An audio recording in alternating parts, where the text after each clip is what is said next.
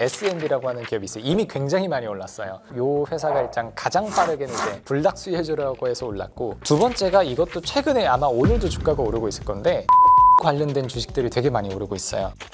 전체 시장 규모로 봤을 때는 미국 시장은 라면 시장이 그렇게 큰 시장은 아니에요. 앞으로 어디가 가장 유명한 시장이 될 거냐라고 하면 저는 단언컨대 동남아 쪽으로 해서 남아시아 쪽으로 쭉 가는, 특히 남이에요. 1인당 라면 소비량이 전 세계에서 제일 높아요. 일단 국내 같은 경우에는 다들 이제 짐작을 하시겠지만 신라면이 1등이에요. 신라면이 1등이고 작년 매출 기준으로 이제 한 3,800억 정도 났었고, 저는 2등이 짜파게티라는 게 되게 놀랐어요. 제가 짜파게티를 이렇게 자주 안 먹기도 해서 그런지 모르겠는데 2등이 짜파게티가 2,100억 정도? 그리고 이제 진라면, 이거는 진순하고 진매 합친 것 같아요. 보니까 이게 한 2천억 정도 나오는 것 같고, 4등이 우리나라에서는 불닭볶음면이 한 1,400억 정도도 나와 있고, 제가 해외 순위를 좀 찾을 수 있었던 거는 미국하고 중국 거를 찾았어요. 미국 같은 경우가 우리나라 제품이 2개가 순위권에 들어가 있어요. 신라면 블랙이 2위로 들어가 있고요. 불닭 볶음면이 3위로 들어가 있고, 중국 같은 경우는 브랜드 평판 지수나 이런 거 기준으로 봤을 때 거의 대부분 로컬 제품들이에요. 근데 그 중에서 삼양이 3위로 들어가 있고 농심이 6위로 들어가 있어요. 작년 기준으로 보면 23년도 한 해 동안 우리나라에서 해외로 라면 수출된 게 9억 5천만 달러예요. 그러니까 한국 원화 계산을 해보면 한 1조 2, 3천억 정도 왔다 갔다 하는 수치라서 굉장히 큰 수치고, 이게 봉지로 치면 20억 봉지래요. 저도 깜짝 놀랐어요. 되게 이게 실감이 다르더라고요. 그래서 이걸 제가 2015년도부터 찾아봤는데 15년 이후로 단 한 해도 라면 수출은 줄어든 적이 없더라고요. 그래서 15년도에 라면 수출액이 2억 2천만 달러였는데 지금 이제 최근 23년도까지 9억 5천만 달러를 찍었으니까 이게 거의 연평균 20%씩 올라갔다는 얘기예요. 근데 여기서 말씀드린 수치는 산업이 이렇게 성장했다라고 하는 얘기니까 정말 엄청나게 빠른 속도로 우리나라 대부분의 산업들보다도 더 빠르게 성장하는 수준이다. 이렇게 규모 차원에서는 말씀드릴 수 있을 것 같고, 일단은 주식시장 입장에서 말씀을 드리면 당연히 주가가 역대급이에요. 우리나라 이제 식품 기업들 중에서 이 정도로 빠른 시간 안에 주가가 고성장한 기업도 굉장히 찾기가 드물고요. 삼양식품 같은 경우가 2017년도에 전체 매출이 4,500억 정도였고, 2018년도에 4,600억, 2019년도에 뭐 5,400억 하면서 쭉쭉쭉쭉 와서 23년도 기준으로 1조 1,600억까지 굉장히 빠르게 성장했어요. 그러니까 전체 매출은 연평균으로 치면 17% 정도 성장한 거고, 그 중에서 수출 비중이 어떻게 되냐 보니까 방금 말씀드렸었던 17년도 2천억에서 시작했을 때 작년 23년도 기준으로 8천억까지 올라왔어요. 수출액은 이제 연평균 26%씩 상승한 거죠. 그만큼 삼양식품의 전체 매출에서 해외 비중이 차지하는 게 많이 올라왔었다는 얘기고, 최근에 5월 17일 날 삼양식품의 상한가를 만들어낸 원인도 1분기 실적이 너무너무 잘 나왔어요. 저 1분기 실적을 따로 보여드리면 전사 매출이 이제 3,800억이 나왔어요. 근데 영업이익이 800억이 나옵니다. 그러면 이게 영업이익률이 한 22% 정도 되는 걸 거거든요. 식품 기업이 영업이익률이 20%가 넘는다는 건 있을 수 없는 일이에요. 빠르게 성장한 삼양식품조차도 작년 한 해 영업이익률이 한 10% 정도 돼요. 근데 올해 1분기에 20몇 %를 찍었다는 거는 정말 어마무시했다는 얘기거든요. 그거에 시장이 들떠서 상한가도 올렸었고, 그래서 뭔가 실적의 상승세가 끝날 것 같았는데 끝나지 않고 계속해서 점점 악세를 밟고 있는 그런 상황의 실적을 보여주고 있다. 이렇게 보시면 되겠습니다. 삼양식품은 사실 작년에도 한번 반짝 올랐었어요. 그게 8월 초까지만 해도 삼양식품 주가가 한 12만 원 조금 안 되는 수준이었는데 8월 14일 날 정확하게 상한가를 딱 한번 맞으면서 주가 상승이 쭉 시작이 됐어요. 이게 쭉 계속 상승하면서 올해 1월 초에 23만 9,500원 정도를 찍고 한 석 달 정도 조정을 받았어요. 그러다가 최근에 3월 4일 정도를 시작으로 다시 주가가 오르기 시작했는데 왜 그랬을까를 찾아보니까 우리 카디비 그분이 이제 SNS에서 나 먹방 먹어봤는데 되게 괜찮다 이런 걸 올리면서 한 번 더 이제 해외 성장이라고 하는 그 어떤 투자자들의 그 마음을 불지핀 것 같고, 5월 17일 날 다시 한번 상한가를 찍으면서 지금 주가는 거의 50만 원을 바라보고 있는, 그러니까 작년 8월에 상승이 있기 전부터 지금까지 4배 정도 올랐다 이렇게 보시면 얼마나 빠른 성장세인지 좀 체감을 하실 것 같아요. 진출은 농심이 먼저 했음에도 불구하고 가장 가파른 실적 상승세를 보여주고 있고 시장에 큰 충격을 주고 있는 게 삼양식품의 불닭볶음면이 아닌가라는 생각이 들어서 요거는 우리나라 라면 3사를 조금 비교를 해야 될 것 같아요. 첫 번째는 현재 가장 메인이 되고 있는 라면의 그 매출 비중이 조금 달라요. 그래서 숫자를 조금 소개해 드려보면 라면 비중 같은 경우는 농심이 한 78% 정도 차지를 해요. 전체 매출에서. 그리고 오뚜기가 한 27% 차지하니까 오뚜기가 되게 작죠. 다른 이제 스낵류가 되게 많다라는 얘기고 삼양식품은 라면 매출이 거의 대부분이에요. 그리고 재무제표 가서 찾아보면 뭐 소스 관련된 매출도 있고 뭐 냉동식품 관련 매출도 있는데 그거 다 찾아보면 불닭의 파생 상품들이에요. 라면 비중은 삼양이 정말 절대적으로 높아서 더 흐름을 탔었던 게 있고 두 번째로는 이제 수출 비중이 조금 차이가 나는데 농심 같은 경우가 전체 매출의 한 37% 정도가 해외에서 나고 있고요. 오뚜기 같은 경우가 해외 비중이 굉장히 낮습니다. 10%밖에 되지 않아요.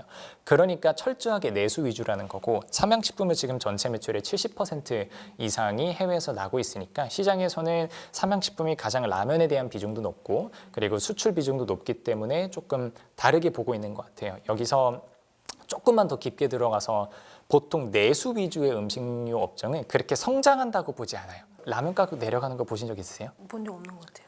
라면 가격이 정부가 압박한 적이 우리나라 역사에 한 2번, 3번인가 밖에 없어요. 그때 말고는 단 한 번도 내려온 적이 없어요. 그러다 보니까 가격이 어느 정도 형성된 게 있어서 그 소비자들의 심리상 일정 수준 이상으로 잘 못 올립니다. 근데 해외 시장 같은 경우는 K라면이 진출한 지 얼마 안 됐어요. 그러니까 유명해진 지 얼마 안 됐죠. 그러면 처음 진출하는 회사 입장에서 되게 가격 설정을 편하게 하고 들어갈 수가 있고 그게 이제 주가가 더 많이 올라갈 수 있는 그런 배경이 되는 거죠. 16년도에 그 영국 남자 조 씨가 파이어 누들 챌린지를 찍으면서 해외에서 이제 유명해지기 시작했죠. 근데 해외에서 유명해지면서 다른 인플루언서들, 다른 이제 SNS 스타들이 이걸 따라하게 돼요. 챌린지 형식으로. 되게 운 좋게 걸려들기는 했죠. 근데 이제 삼양식품 같은 경우는 그런 해외 현지에 있는 그런 인플루언서들을 콜라보를 하면서 걔네들한테 바이럴 마케팅을 조금 시키게 한 거죠. 그 와중에 이제 우리나라 K-팝 아티스트들, 뭐 대표적으로 블랙핑크 로제 씨라든가, 뭐 방탄소년단 뭐 정국 씨라든가 이런 분들이 뭐 자기만 알고 있는 불닭 레시피 같은 거 이제 공유해서 올리면서 또 이제 K-팝이랑 같이 조금 퍼뜨려졌었던 게 있었죠. 여기서는 뭐가 필요하냐면 스토리가 이제 완성이 되어줘야 돼요. 그래서 삼양식품이 선택했었던 게 뭐냐면 일단 첫 번째로 불닭을 캐릭터화합니다. 네, 그래서 2014년도에 그 디자인 리뉴얼을 하면서 호치라고 하는 캐릭터가 이제 등장을 해요. 그 친구랑 이제 같이 콜라보를 하고 정말 이제 불닭이 단순히 일시적인 트렌드 유행이 아니라 해외 시장에서 소비자들의 꾸준한 사랑을 받을 수 있는 기반을 다져놨다 이렇게 보시면 되고 삼양식품이라고 하는 브랜드 컬러의 락인이 될 수 있도록 만들었죠. 일단은 삼양식품이 해외에서 잘 된다는 거를 파악을 하면서 온라인 채널에 되게 많이 집중을 했어요. 저희 같은 경우 편의점에서 한두 개씩 사거나 이런 느낌이잖아요. 미국에서 얘네들이 뭐 알리바바나 아마존 이런 데다가 입점을 쫙 시켜요. 그래서 소비자들의 접근성을 더더욱 높였고 그렇다고 오프라인을 버렸느냐? 그렇진 않아요. 오프라인 같은 경우는 농심이 신라면으로 이제 그동안 몇십 년 동안 미국에 진출하면서 오프라인 지점 같은 경우 그 영업망은 농심이 다 뚫어놨어요. 미국의 유통사들 입장에서는 K라면 나 익숙해. 불닭 괜찮네? 하니까 바로 매대에 올려주는 거예요. 그러니까 오프라인도 잘하면서 거기서 멈추지 않고 온라인 쪽으로도 굉장히 확장을 잘 해놨다라고 보시면 되고 저는 해외 전략에서 되게 칭찬해주고 싶은 것 중에 하나가 제품 포트폴리오를 너무나 잘 활용을 했어요. 그러니까 오리지널 불닭 혹은 뭐 까르보 불닭 이런 데 머무르지 않고 되게 여러 가지 제품군들이 나왔어요. 그래서 저는 한 번도 안 먹어봤는데 여기 보면은 뭐 하바네로 라임 불닭이 있어요. 이거는 미국 타겟이래요. 야끼소바 같은 경우는 약간 일본 타겟, 그리고 마살라 불닭이 있어요. 이거 중동 타겟이고요. 커리도 있어요. 보니까 이거 인도 타겟이에요. 또 라면에서도 끝나지 않아요. 불닭 소스가 나옵니다. 불닭 관련된 스낵도 나오고, 그러니까 자꾸 재밌게 만들어주는 거예요. 그러니까 이게 긴장을 놓칠 수 없게 소비자 입장에서 그렇게 마케팅을 쭉 이어왔었던 게 지금의 상향을 만들었다. 특히 해외 시장에서 이렇게 좀 보시면 되겠습니다. 일단 농심 같은 경우는 미국의 제2공장이 이미 증설 중이에요. LA에 있고, 그리고 아마 25년도에 제3공장이 이제 건설이 들어갈 것 같고, 오뚜기 같은 경우도 미국은 아니지만 이제 베트남의 박린 공장이라고 있어요. 근데 삼양식품만 유일하게 공장 3개가 전부 다 한국에 있습니다. 지금 원주, 익산, 밀양 이렇게 있거든요. 왜 그럴까 생각을 해봤을 때는 저는 세 가지 이유가 있을 것 같아요. 첫 번째로는 공장이 국내에 있으면 품질 관리를 하기 되게 쉽습니다. 삼양식품이 그래도 되게 인스턴트 제품인데도 불구하고 퀄리티가 훌륭하다는 걸로 사랑받고 있는 측면도 있거든요. 근데 그걸 국내에서 딱 담당해서 하다 보니까 퀄리티 컨트롤 되는 것도 있을 거고, 그리고 두 번째로는 이제 국내에서 생산했기 때문에 뭐가 찍히냐면 메이드 인 코리아가 찍혀요. 이거 되게 큰 거거든요. 왜냐면 사람들은 지금 그냥 라면을 궁금한 게 아니에요. 한국을 궁금해합니다. 코리아를 궁금해하거든요. 세 번째는 지금의 불닭 관련된 제품들이 미국에서 계속해서 이렇게 잘 될 것이냐에 대해서는 확신을 할 수가 없어요. 이런 측면에서 농심이 훨씬 유리한 거예요. 그러니까 농심은 미국에 진출한 지 50년이 됐어요. 그러니까 미국에서 매출이 잘 어지간하면 안 꺾입니다. 근데 삼양식품은 해봤자 10년 됐다고요. 그러다 보니까 언제라도 미국 소비자들이 삼양식품의 제품들에 대한 선호도가 떨어질 수도 있을 것이라는 리스크를 저는 감내해야 된다고 생각을 하고, 잠깐 딴 얘기지만 현대차가 그랬어요. 현대차가 러시아 공장에서 굉장히 생산을 많이 해요. 근데 전쟁 중이잖아요. 얼마더라? 몇천 원인가에 팔고 나왔어요. 공장을 지금 돌릴 수가 없으니까 섣불리 했을 때의 문제점인 거죠. 그런 사정도 고려했을 때는 아직까지는 해외에다가 생산 시설을 바로 투자하는 거는 조금 신중하게 접근하고 있는 것이 아니냐라는 생각이 들더라고요. 이렇게 세 가지인 것 같습니다. 첫 번째는 불닭 소스를 외주받아서 만드는 친구들이 하나 있어요. 상장사고요. S&D라고 하는 기업이 있어요. 이미 굉장히 많이 올랐어요. 이 회사가 일단 가장 빠르게는 이제 불닭 수혜주라고 해서 올랐고, 두 번째가 이것도 최근에 아마 오늘도 주가가 오르고 있을 건데, 김 관련된 주식들이 되게 많이 오르고 있어요. 사조 시푸드도 있고요. CJ 시푸드도 있고, 뭐 동원 F&B, 뭐 대상, CJ 제일제당 이런 막 유명한 기업들 다 최근에 주가가 되게 많이 올랐어요. 근데 이제 그 중에서도 특히 김 관련해서 많이 올랐는데, 우리나라 라면이 수출이 잘 되고 있는 거랑 되게 연결이 되어 있어요. 김이 전 세계에서 3개 국가밖에 생산을 못 해요. 한, 중, 일밖에 생산을 못 하는데, 중국하고 일본이 만든 김은 조금 두껍답니다. 그러니까 식감이 약간 뭉쳐요. 근데 한국 김이 되게 얇게 뜰 수 있대. 이거 기술이래요. 그러다 보니까 훨씬 더 이렇게 감칠맛나게 먹을 수 있는 거죠. 이 김 관련주들 뿐만 아니라 전반적으로 식품 관련 기업들이 주식시장에서는 조금 이제 관심을 받는 계기가 될 수 있어요. 주가는 제가 얼마가 적정 주가다라고 말씀드릴 수는 없어요. 개인적으로는 17일 날 상한가 찍은 가격 기준으로는 조금 부담스러운 가격대에 진입했다라고 저는 여겨져요. 근데 제가 찾아보니까 상한가 치기 전일 종가가 34만 원 근처였고요. 상한가 친 날짜가 44만 6천 원이었거든요. 그 전날까지는 이제 시장에서 예측하는 순이익 대비해서 시가총액 그 배수가 한 11배, 12배 정도 됐었어요. 근데 상한가를 치면서 이게 갑자기 막 15배 이렇게 위로 올라갔었거든요. 기업이 창출할 수 있을 것으로 예상되는 순이익에 비해서 시가총액이 15배 이상으로 올라갔다는 얘기는 식품 기업 치고는 아무리 삼양식품이라고 하더라도 조금 많이 간 게 아니냐. 그래서 조금 주가 차원에서는 조심하셔야 될 필요가 있겠다라고 좀 조심스럽게 말씀을 드려야 될 것 같고, 절대 매수나 매도 추천을 드리지 않는다는 거는 꼭 알고 들어주셨으면 좋겠습니다.